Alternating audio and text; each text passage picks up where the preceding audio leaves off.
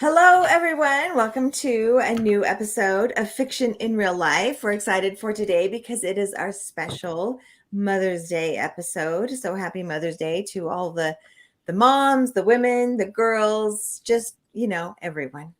Um, all right, let's start off by introducing ourselves. This is Heather Moore. I'm Julie Daines. We've got Jen Johnson and Jennifer Moore here with us. So we got the whole clan back together finally. And does anybody have any book news that they want to share?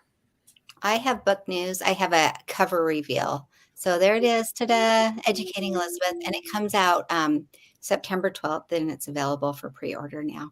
So Nice. that's my I'm news. super excited. Really I'm pretty. loving these Blue Orchid Yeah. Society books. They're all Pretty. Each one is Yeah. really great. So that's exciting.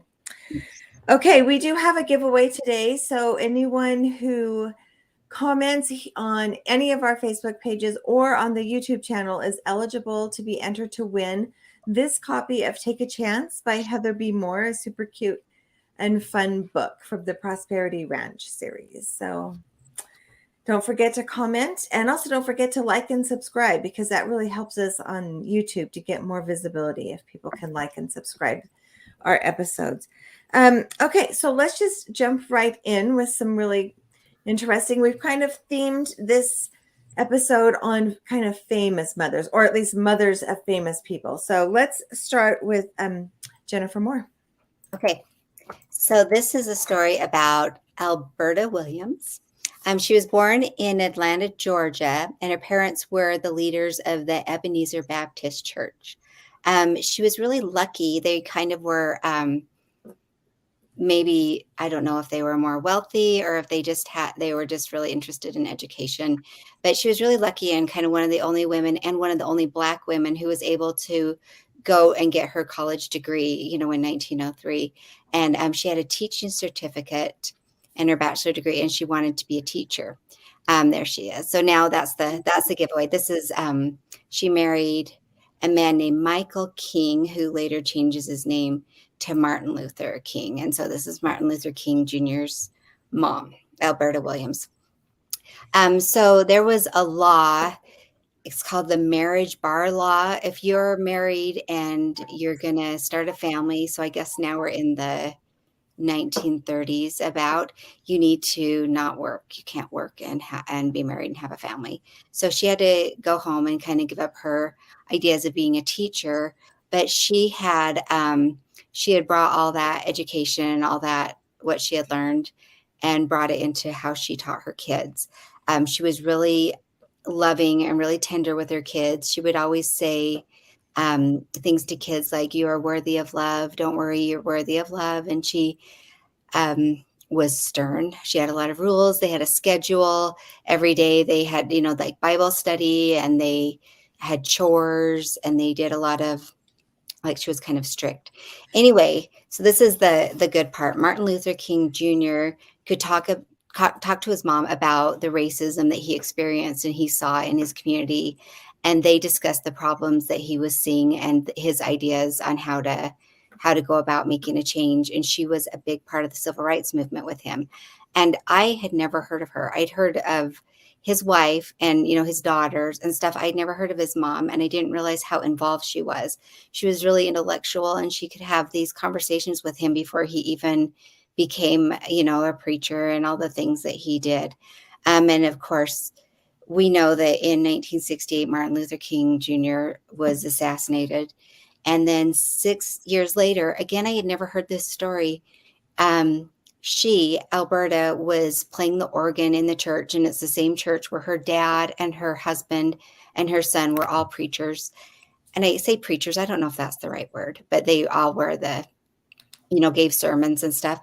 And she was assassinated too. A man came in and he wanted to kill Christians, and she was playing the organ, and they had barely finished the song, and people were kind of bowing their heads and getting ready for the next part of their meeting, and someone killed her too. So I was fascinated. I'd never heard this story. Sometimes I think moms fade into the background of stories, especially stories of men.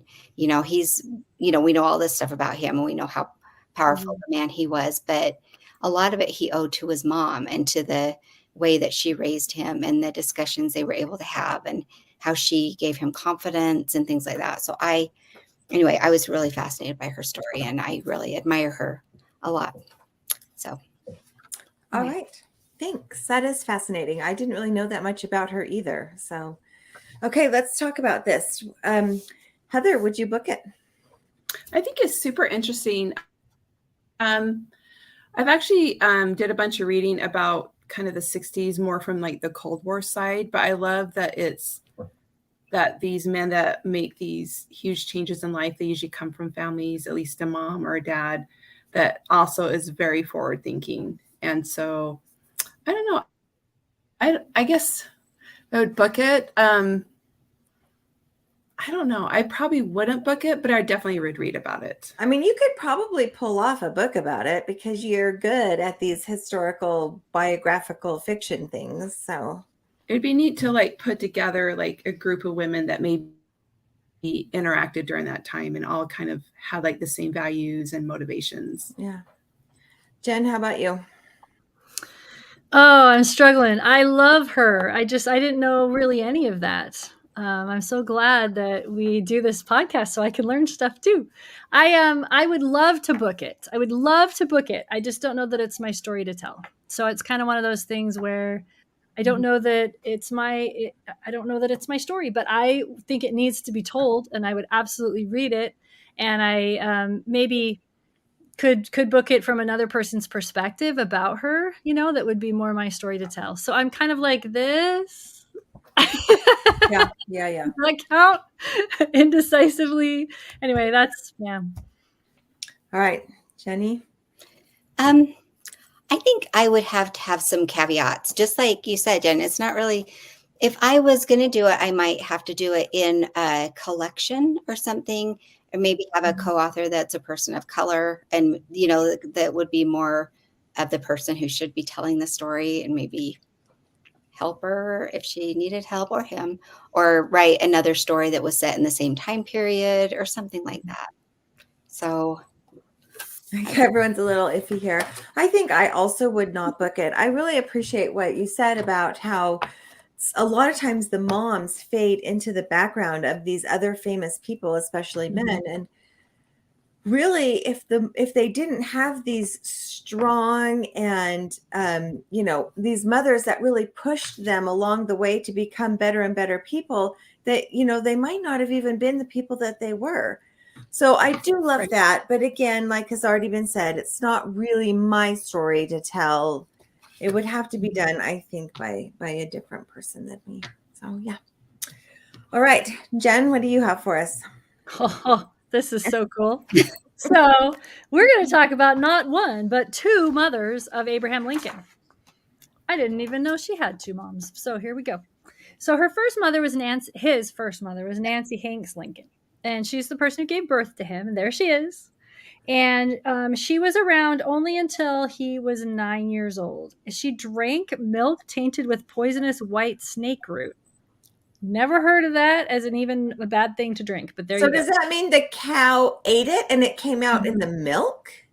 I think so. Yeah. So there you go. And that was 9-year-old Abraham. And of course, he was appropriately sad. And for 14 months, lived with just his dad and his sister. And apparently things got pretty rough. They had dirt floors. Nobody was dressed well. They hardly ate. It went a little downhill with dad trying to do all the stuff to be a parent. So Thomas Lincoln, who's his father, went and married Sarah and brought her 3 children back with him to Indiana, where they lived in a small cabin. And what's really cool about this story is Sarah's a great woman. She took the mess that had become their lives and they looked more human after she was done with them. So she cleaned up, and she said she found that the whole place was a little wild and desolate, but she valued education. She quickly turned things around. They had been living on dirt floors, so she had Thomas put in wood floors, the roof, whitewash the house. It was a whole new household, and they were human again, quote unquote again. I just think good for this woman. But she said that she and Lincoln had a connection, and she valued his education, which his original mother had instilled in him, and just fed his knowledge of books and kept trying to develop his thirst for knowledge. And so he looks back on that as one of the reasons why, he learned what he learned. He said, his mother had been his best friend in this world. No son could love a mother more than he loved her. So I thought that was really sweet. And that she was able to take a stepson and treat him as her own, and that he really felt it. And the love is so real. I mean, we can probably thank Sarah, both his mothers, Nancy Hanks and Sarah Lincoln, for the man, Abraham Lincoln. It sounds like they were hugely influential in his life. So I just was very inspired by them and all that Sarah did. So if you think they have this tiny cabin, she now has 5 kids, 2 of which are stepchildren. And it was crazy when she got there. You imagine walking into dirt floors, dirt house, kids, and just, she turned it all around and created wonderful people. So huge amount of respect. All right, Jennifer, would you book it? Absolutely. I love Abraham Lincoln, and I love that. I love that idea. It kind of reminds me of Overboard. Do you remember that? Yes, I love that movie so much. And the kids are crazy and everything is into shape. So I love that. Maybe kind of the love story of, a widowed man and, his disaster of a house and what he needed. That's really the cool stuff. Jen, would you book it?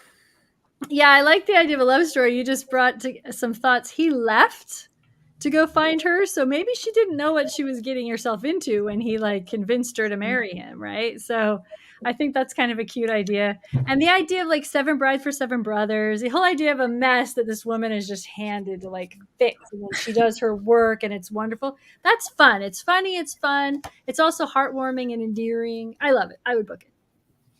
Heather? Yeah, I really love it. I did too. I mean, I think it and maybe it's been done, but if it hasn't been done, I think Sarah does need her own book, because she led a remarkable life. And for any woman to step into that sort of situation where you're taking on extra children and then moving out of your home and your city and your state, especially back then, that was kind of a big deal because you didn't just go back home to visit very often. So definitely she needs her own book. I agree. I think I would book it as well. And, it could have so easily turned into Cinderella, right? Yeah. Where Lincoln's, the other kids, Thomas's kids were just cast off. But she didn't. She just gathered them all under her wing like a mother hen and helped him become the amazing man that he was. So I love it. Okay, Heather has our last story. Yeah, so I wrote a historical novel on Queen Victoria and her daughter, Princess Louise. Now, Queen Victoria was a famously very moody, very controlling mother, but she did have many, many endearing qualities, just like any human out there. Louise, her daughter Louise, was daughter number 4 and child number 6, and Queen Victoria had 9 children. So by the time they got to Louise to choose a husband, I don't think she was prejudiced, but her oldest sisters had both married Germans or Prussians. So they had moved out of the country of England, and she hardly saw her older sisters after they got married, except for maybe 3 or 4 times a year. But she had met a lot of German princes, and in her words, they were boorish and they smelled bad, and their personalities were too stiff for her. So that was what Princess Louise thought about the German princes, that she had choices of marriage. In fact, I'm going to share this. It's just going to be a picture of basically the title page. So this is from the Peerage and Baronetage. I'm going to say that. It's called the Burke Peerage series. And so this is the 1849 edition. And this is what Queen Victoria and Louise, and of course all the siblings, they're all helping her find a husband because they basically were arranged marriages. But Queen Victoria also believed in love matches. And so this was a plus in Louise's favor. And so they went through this peerage book. They narrowed the list down. It got smaller and smaller. They would invite men over, or not invite really, but reach out and find out if they're available. And it got to the point where the queen decided to let Louise marry someone that was a commoner, but he still had to have a title. And anyway, I won't tell you, I won't give away the ending in case you read the book I wrote about. I mean, you can Google it. But basically, Louise ended up being the first royal in over 300 years to marry a commoner. And she had to get special permission from the House of Commons, the Parliament, and to allow that to happen. But basically, that obviously really, really upset some of the members of the family because they were jonesing for her to marry siblings of their in-laws. So it just strengthened those relationships between countries. So Queen Victoria was very accommodating to her children when she could be, and she was stubborn enough to make it happen. All right. Well, I'll go first. I will not book it because Heather already did. But I do love how Queen Victoria, she always has this image of being so prudish and strict and everything, but she just kind of was a softie about this and let her marry whoever she wanted. So I think it's fun. Jen, what about you? Oh, you're on mute.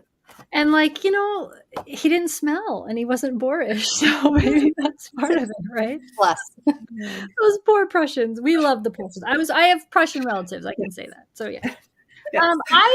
If Heather hadn't already written this book, I'd totally book it.